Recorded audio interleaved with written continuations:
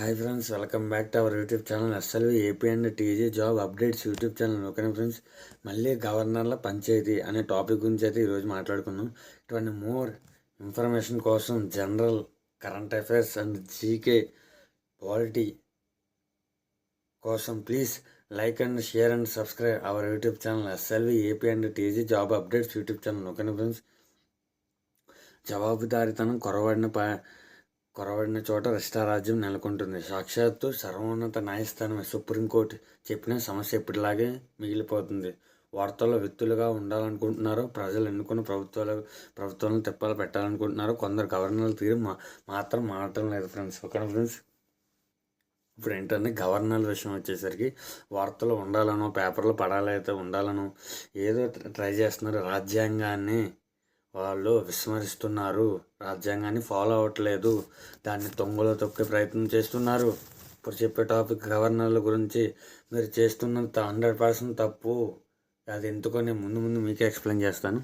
ఓకేనా friends, Tamil Nadu governor RN Ravi అందరికీ తెలిసిందే. కేరళ గవర్నర్ రాజేంద్ర అర్లేకర్ మంగళవారం కొత్త తగువను తీసుకొచ్చారు. అసెంబ్లీ సమావేశాల ప్రారంభంలో చేయవలసిన ప్రసంగాన్ని కాదని రవి ఓకట్ చేస్తే కేంద్రాన్ని విమర్శించే ప్రస్తావాలున్న భాగాలను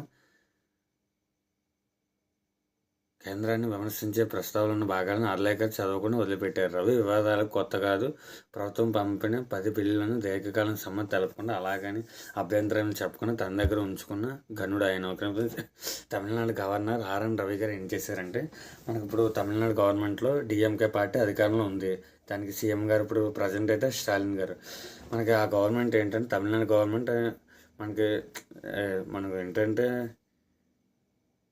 తమిళనాడు గవర్నర్ బిల్లు ఉంటాయి కదా, 10 బిల్లులను ఏంటంటే స్టేట్ అసెంబ్లీలో దాన్ని పాస్ చేయించి గవర్నర్ గారి సంతకం కోసం పంపడం జరిగింది. గవర్నర్ దాని గురించి దాన్ని పాస్ చేయాలా, అలౌ చేయాలా, పంపాలా, అలా తిరిగి పంపాలి, ఏమీ చేయకుండా తన దగ్గర అయితే పెట్టుకోవడం జరిగింది. కొన్ని సంవత్సరాలు అయితే తన దగ్గర ఉంచుకునే అయితే చాలా తప్పు అనమాట. ఇప్పుడు ఈ గొడవ మళ్ళీ ఎందుకు తెర మీదకి వచ్చింది అంటే, మొన్న తమిళనాడులో అసెంబ్లీ సమావేశాలు అయితే నిర్వహించడం జరిగింది. అక్కడ గవర్నర్ గారు ఏంటంటే మొత్తం ప్రసంగం చేయకుండా పూర్తి కాకముందే అక్కడి నుంచి వాకౌట్ అయితే చేయడం జరిగింది. ఇదైతే చాలా దారుణం అనమాట. ఇప్పుడు ఒక గవర్నర్ వచ్చేసరికి రాష్ట్రానికి గవర్నర్ అంతే తప్ప దేశానికి గవర్నర్ కాదు కదా. ఓకేనా ఫ్రెండ్స్, ఆర్ఎన్ రవి గారు అయితే తప్పు చేశారు. ఎందుకంటే గవర్నర్ అనేవారు రాష్ట్రానికి సంబంధించిన వారు, దేశానికి సంబంధించిన వారు కాదు. First point. రెండో పాయింట్ ఏంటంటే, ఆర్ఎన్ రవి గారు ఏంటంటే ఇప్పుడు స్టేట్కి సంబంధించిన కాబట్టి ముందు స్టేట్కి రెస్పాన్సిబిలిటీ తీసుకుని తర్వాత దేశం గురించి మాట్లాడచ్చు. అంతే తప్ప ముందు స్టేట్ని నేను గౌరవించను, నాకు దేశం ఇంపార్టెంట్ అయితే మాట్లాడడం అయితే తప్పు. ఎందుకంటే స్టేట్ గవర్నమెంట్ ప్రిపేర్ చేసింది ప్రసంగం, అది మీరు 100% చదవాల్సిందే. రాజ్యాంగంలో క్లియర్ కట్గా ఉంది గవర్నర్ గారు ప్రసంగం చేయాలని. గవర్నర్ గారు రాష్ట్రానికి ఒకళ్ళు ఉంటారని క్లియర్ కట్గా రాజ్యాంగంలో అయితే ఉంది. మీరు రాజ్యాంగాన్ని తొంగలో తొక్కేశారు. ఓకేనా ఫ్రెండ్స్, ముందు తమిళనాడులో తమిళ అయితే లాంగ్వేజ్ ఉంటుంది. ముందు దానికైతే రెస్పెక్ట్ ఇచ్చుకొని తర్వాత మీకు నచ్చిన లాంగ్వేజ్ ఇచ్చుకోవచ్చు. కానీ మీరు తమిళను చదవనంటున్నారు, బిల్లును పాస్ చేయనంటున్నారు. ఎలా అయితే ఎలా ఫ్రెండ్స్, నాకు అర్థం కాదు. మీరైతే తప్పు చేశారు ఆర్ఎన్ రవి గారు, అందులో అయితే గ్యారంటీ. అందులో 2020 నాటి బిల్లు కూడా ఉంది. ఓకే ఫ్రెండ్స్, 2020 నాటి బిల్లు కూడా 2026 ఇప్పుడు కూడా బిల్లు పాస్ అవ్వాలి అంటే 6 సంవత్సరాలు పెట్టుకున్నారు. అది జనాలకి ఎంత మంచిది, తమిళనాడు రాష్ట్రానికి అది ఎంత మంచిది ఆలోచించారా? లేదు. ఎందుకు ఆలోచించలేదు? దీని వెనకాల కారణం ఏంటంటే స్టేట్లో బీజేపీ గవర్నమెంట్ లేదు కాబట్టి. ఓకేనా ఫ్రెండ్స్, బీజేపీ లేని గవర్నమెంట్ స్టేట్లో మీరు చెక్ చేసుకోండి, ప్రతి రాష్ట్రంలో ఇదే పరిస్థితి అయితే నెలకొంది. ఎందుకంటే గవర్నర్లు కూడా ఇండైరెక్ట్గా బీజేపీకి మద్దతు ఇవ్వడం జరుగుతుంది. ఇదైతే చాలా ప్రాబ్లం అనమాట. ఫ్యూచర్లో చాలా ప్రాబ్లం అయితే అవుతుంది.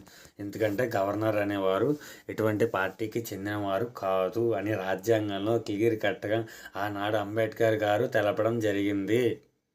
కానీ ఇప్పుడు ప్రజెంట్ ఏంటంటే గవర్నర్లు ఒక పార్టీకి కొమ్ము కాయడం జరుగుతుంది. తమిళనాడు గవర్నర్ ఆర్ఎన్ రవి గారు ఎప్పటి నుంచో గొడవలు అయితే ఉన్నారు. కానీ దీనిలో కొత్తగా నేను కూడా వస్తానని చెప్పి కేరళ గవర్నర్ రాజేంద్ర అర్లేకర్ కూడా వచ్చారు. ఏంటంటే అసెంబ్లీ సమావేశాలు జరుగుతున్నప్పుడు అర్లేకర్ గారు ఏం చేశారంటే, కేంద్రానికి విమర్శించే ప్రస్తావన భాగాలు అర్లేకర్ చదవకుండా వదిలిపెట్టారు. స్టేట్ గవర్నమెంట్ అయితే ప్రిపేర్ చేసింది ఒక ప్రసంగం. అదైతే సమావేశంలో ఆర్లేకర్ గారు అయితే చదవాలి. అందులో ఏంటంటే కేంద్రాన్ని స్టేట్ గవర్నమెంట్ అయితే కేరళలో స్టేట్ గవర్నమెంట్ విమర్శించడం జరిగింది. ఆ లైన్లు ఏంటంటే అతను చదవకుండా వదిలేశారు. వదిలేసి మిగిలిన చదువుకుని వెళ్ళిపోవడం జరిగింది. ఇది కూడా స్టేట్ గవర్నమెంట్ అయితే ఇలాంటి మొత్తం చదవలేదు, సగం వదిలేశారంటే ప్రశ్నించడం జరుగుతుందన్నమాట. అందుకే రవి తీరును నిరుడు సుప్రీంకోర్టు తీవ్రంగా తప్పుపట్టింది. బిల్లులపై నిర్ణీత వ్యవధిలో గవర్నర్ ఏ మాట చెప్పిన పక్షంలో దాన్ని ఆమోదించినట్లుగా భావించాలని కూడా తీర్పునిచ్చింది. ఓకేనా ఫ్రెండ్స్, రాష్ట్రపతి పరిశీలనకు పంపదలుచుకున్న బిల్లుని గరిష్టంగా 3 నెలల నుంచి తమ వద్ద ఉంచుకోరాదని పునఃపరిశీలనకు వచ్చిన బిల్లుని అయితే వెంటనే లేదు గరిష్టంగా 4 రోజుల లోపల సమ్మతి తెలపడం ధర్మాసనం తెలుపుతుంది. అప్పట్లో సుప్రీంకోర్టు సంచలనాత్మక తీర్పునైతే వెలువరించింది. 3 నెలల లోపు తమ మాటనైతే గవర్నర్ గారు వెంటనే రాష్ట్ర ప్రభుత్వానికి చెప్పాలి, లేదా తిరిగి పంపాలి. ఒకవేళ తిరిగి పంపి మళ్ళీ ఆమోదం వచ్చిన తర్వాత వెంటనే నెలలోపు మీరైతే సంతకం పెట్టాలి. ఒకవేళ అలాగే కొన్ని ఏళ్ళు అలా ఉంచినట్లయితే ఆమోదం తెలిపినట్లుగా రాష్ట్ర ప్రభుత్వం భావించాలని సుప్రీంకోర్టు ఒక సంచలనాత్మక తీర్పునైతే ప్రకటించింది ఆనాడు. కానీ ఆ తర్వాత ఏమైందంటే తర్వాత రాష్ట్రపతికి ఇచ్చిన సలహాపూర్వక అభిప్రాయంలో బిల్లును ఆమోదించినట్లుగా పరిగణించాలన్న భావన సరికాదని మరో ధర్మాసనం తెలిపింది. కానీ అందులో సైతం దీర్ఘకాలం బిల్లును పెండింగ్లో ఉంచడం సమైక్య స్ఫూర్తిని దెబ్బతీయడమని స్పష్టం చేసింది. ఒక ఫ్రెండ్స్ అదైతే ఉందన్నమాట. మీరైతే దీర్ఘకాలం బిల్లు అయితే పెండింగ్లో ఉంచకూడదు, 3 నెలల లోపు అయితే తెలపాలి, లేదా రాష్ట్రపతికైనా రిఫరెన్స్ పంపాలి అని చెప్పి సుప్రీంకోర్టు ఆల్రెడీ తెలపడం జరిగిందనమాట. గవర్నర్ వ్యవస్థ ఆది నుంచి వివాదాస్పదమే. స్వర్గీయ ఎన్టీ రామారావు ఉమ్మడి ఆంధ్రప్రదేశ్ ముఖ్యమంత్రిగా ఉన్నప్పుడు ఆ విషయంలో విపక్షాలకు కూడగట్టి కేంద్రంపై రణబేరి మోగించారు. రాజకీయాలు అతీతంగా ఆ వ్యవస్థ మనుగడ సాగించలేకపోవడం ప్రజాస్వామ్య వ్యవస్థకు శాపంగా పరిగణించింది. రాజ్యాంగ నిర్ణాయక సభలో గవర్నర్ వ్యవస్థకు సంబంధించిన అధికారులపై జరిగిన చర్చ సందర్భంగా పలువురు సభ్యులు కేంద్రం నామినేట్ చేస్తే వచ్చే గవర్నర్లకు రాష్ట్ర ప్రభుత్వానికి అనవసర ఘర్షణలు ఏర్పడుతుందని అభిప్రాయపడ్డారు. ఒక నిమిషం ఇదైతే కరెక్ట్ అనమాట. ప్రజెంట్ సిచ్యువేషన్ అయితే బాగోలేదు. అందరూ ఏంటంటే బీజేపీకి కొమ్ము కాయడం జరుగుతుందనమాట. అయితే గవర్నర్గా వచ్చేవారు రాజ్యాంగ పరిధిలో తమంత తాము నిర్వర్తించే కర్తవ్యాలు ఏమి ఉండబోవని రాష్ట్ర కేబినెట్ సలహా మేరకు వారు పనిచేస్తారని రాజ్యాంగ ముసాయిదా committee chairman doctor B R Ambedkar వారికి నచ్చజెప్పారు. ఒక ఫ్రెండ్స్ ఇదైతే కరెక్ట్ అనమాట. రాష్ట్ర ప్రభుత్వం ఇచ్చే సలహాల మేరకే గవర్నర్ అయితే నడుచుకోవాలి. సొంత నిర్ణయాలు తీసుకోవచ్చు, కానీ అది రాష్ట్రానికి ఇబ్బంది కలగకుండా ఉంటే నిర్ణయాలు తీసుకోవచ్చు. ఇది దశాబ్దాలుగా గడిచాక ఇప్పుడు జరుగుతున్నది ఏమిటి? ఓకేనా ఫ్రెండ్స్, వాకౌట్ అయితే చేయడానికి ఆర్ఎన్ రవి గారు చెబుతున్న కారణాలు సహేతుకమని కాదు. సమావేశాలకు తమిళ రాష్ట్ర గీతంలో మొదలుపెట్టి గవర్నర్ ప్రసంగం పూర్తిగా చివరిగా జాతీయ గీతాలాపన ఉంటుందని ప్రభుత్వం చెప్పిన ఆయనకు రుచించలేదు. ఒక ఫ్రెండ్స్, మనం ఏంటంటే ఇప్పుడు స్టేట్ అసెంబ్లీ అయినా ఏదైనా సరే ముందు రాష్ట్ర గీతం అనేది ఉంటుంది. ప్రతి రాష్ట్రానికి అయితే ఒక రాష్ట్ర గీతం ఉంటుంది. దాన్ని ముందు పాడిన తర్వాత దాని తర్వాత స్పీచ్ ఉంటుంది. దాని లాస్ట్లో అయితే దేశభక్తి సాంగ్ ఉంటుంది. కానీ ఆర్ఎన్ రవి గారే దీనికైతే ఒప్పుకోలేదు. ముందే దేశభక్తి సాంగ్ అయితే ఉండాలని పట్టుబట్టడం జరిగింది. ఇతర ఆరోపణలు రాజకీయ స్వభావం ఉన్నవి.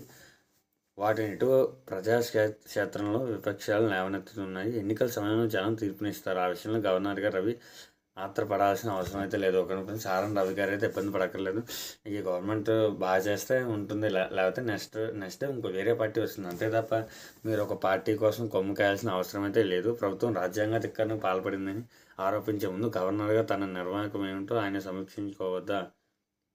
ఇదైతే కరెక్ట్ అనమాట. ప్రభుత్వాన్ని మీరు క్వశ్చన్ చేసే ముందు ఆర్ఎన్ రవి గారు మీకు తెలుపుతున్నాను, మీరు కరెక్ట్గా ఉన్నారా లేదా డిసైడ్ చేసుకోండి. ప్రసంగంలో మధ్యలో రావడం చాలా చట్టవిరుద్ధం. ఎందుకంటే అది అసెంబ్లీ సమావేశాలు, ప్రజల జీవితాలను మార్చే సమావేశాలు. అక్కడ నుండి మీరు రావడం తప్పు. బిల్లులను దీర్ఘకాలం పెండింగ్లో ఉంచడం రాజ్యాంగ ఉల్లంఘనని గతంలో సుప్రీంకోర్టు చెప్పలేదా? కేరళ గవర్నర్ రాజేంద్ర తీరు సైతం అలాగే ఉంది. రాష్ట్ర కేబినెట్ ఆమోదించిన ప్రసంగ పట్టణంలో తనకు నచ్చిన భాగాలు వదిలేయడం ఆశ్చర్యకరం. ఒక ఫ్రెండ్స్, ఇదైతే చాలా దారుణం అనమాట. మీరు స్టేట్ గవర్నమెంట్ మాట కూడా వినాలి గవర్నర్ గారు, అంతే తప్ప మీకు నచ్చిన నిర్ణయాలు తీసుకోవడానికే లేదు. ప్రజాస్వామ్యంలో ప్రజలకు ఎన్నుకున్న ప్రభుత్వానికే పైచేయి కావాలి. అది రాజ్యాంగ ఉల్లంఘనకు పాల్పడి ప్రజల భద్రతకు ముప్పుగా మారితే వేరే విషయం. అలాంటప్పుడు కేంద్రానికి నివేదిక పంపి చర్య తీసుకోవాలని కోరవచ్చు. ఒక ఫ్రెండ్స్, గవర్నర్ గారి వృత్తి ఏంటంటే రాష్ట్రంలో ఉన్న డేటాని, సమాచారాన్ని ఎప్పటికప్పుడు కేంద్ర గవర్నమెంట్కి అయితే పంపాలి. ఎందుకంటే స్టేట్లో ఏం జరుగుతుంది అనేది కేంద్రం పట్టించుకుంటుంది. మరి ఇన్ని మన దేశంలో 28 రాష్ట్రాలు ఉన్నాయి. అన్ని రాష్ట్రాలను పట్టించుకోవడం ఇబ్బందిగా ఉంటుంది. కాబట్టి ప్రతి రాష్ట్రానికి రాజకీయాలతో సంబంధం లేదు గవర్నర్ పోస్ట్ అనమాట. వాళ్ళని అయితే పంపడం జరిగింది. వాళ్ళు ఎప్పటికప్పుడు సమాచారం మనకి ఏంటని కేంద్ర ప్రభుత్వానికి ఎప్పటికప్పుడు సమాచారం సేకరిస్తారు. అలా అనమాట. ఆ విధంగా అయితే గవర్నర్ వ్యవస్థ అయితే ఏర్పడింది. కానీ తమకు నచ్చని పార్టీ ఏలుబడి ఉన్న చోట చీటికి మాటికి రచ్చ ఏం సబబు? ఇటువంటి కీచులాటల్లో గవర్నర్దా రాష్ట్ర ప్రభుత్వం అనేది ఎవరిది పై చేయి అనేది జనం చూడరు. మొత్తంగా వ్యవస్థ పట్ల అపనమ్మకం పెంచుకుంటారు. అందుకే హద్దులు గుర్తెరిగి ప్రవర్తించాలని, జవాబుదారీగా వ్యవహరించాలని గవర్నర్లు తెలుసుకోవాలి. ఫ్రెండ్స్, ఇప్పుడు ఇలా ఈ విధంగా గొడవ జరగడం వల్ల ప్రజలు ఏమనుకుంటారు?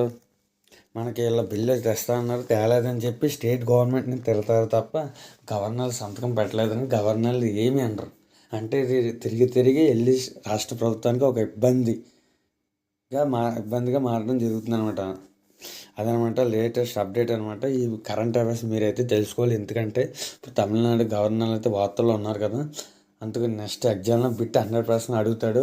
ప్రజెంట్ తమిళనాడు గవర్నర్ ఎవరు, కేరళ గవర్నర్ ఎవరు, మణిపూర్ గవర్నర్ ఎవరు, మణిపూర్లో ప్రజెంట్ ఏ పాలన ఉంది, రాష్ట్రపతి పాలన లేదా స్టేట్ గవర్నమెంట్ ఉందా అని A to Z అడుగుతాడు. కాబట్టి గవర్నర్ మీద క్వశ్చన్ వచ్చే అవకాశం ఉంది.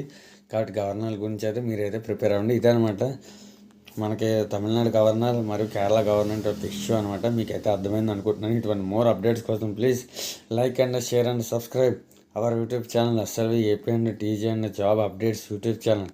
Thanks for watching. Thank you friends. జై హింద్.